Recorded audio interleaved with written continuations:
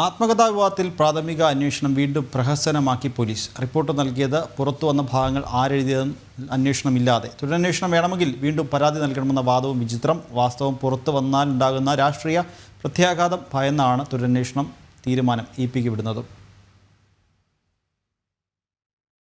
ആത്മകഥാ വിവാദത്തിലെ ആദ്യ അന്വേഷണ report DGP മടക്കിയതിനെ തുടർന്നാണ് വീണ്ടും അന്വേഷണം നടത്തിയത്. എന്നാൽ പഴയതുപോലെ തന്നെ കാതലായ ചോദ്യങ്ങൾക്കൊന്നും ഉത്തരമില്ലാതെയാണ് റിപ്പോർട്ട് വന്നത്. DC ബുക്സിലെ പ്രസിദ്ധീകരണ വിഭാഗം മേധാവി ശ്രീകുമാറിന്റെ കൈകളിൽ നിന്നും ആത്മകഥ ചോർന്നുവെന്ന് കണ്ടെത്തിയ പോലീസിന് പക്ഷേ പുറത്തുവന്ന ഭാഗങ്ങൾ എങ്ങനെ DC ബുക്സിലെത്തിയെന്നതിൽ ദുരൂഹതയുണ്ടെന്ന് മാത്രമാണ് പറയാനുള്ളത്.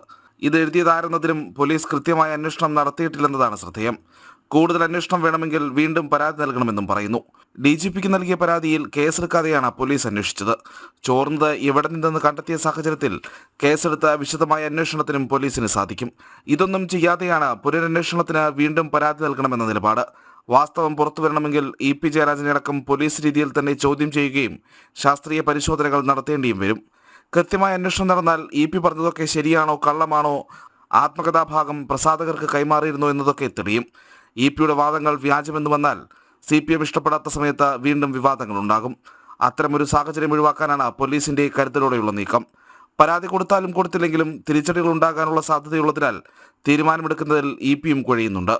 ഗൂഢാലോചനയെന്ന് ആരോപിച്ച് രംഗത്ത് വന്നെങ്കിലും പിന്നീട് കാര്യമായ നിലപാടുകളുമായി ജയരാജൻ മുന്നോട്ട് പോയില്ല. CPMഉം EP പറയുന്നതാണ് ശരിയെന്ന് പറഞ്ഞൊഴിവായി. EP പറഞ്ഞത് മാത്രമാണ് ശരിയെന്ന് പോലീസ് കരുതുന്നില്ലെന്നതും ശ്രദ്ധേയമാണ്. ജനം, തിരുവനന്തപുരം.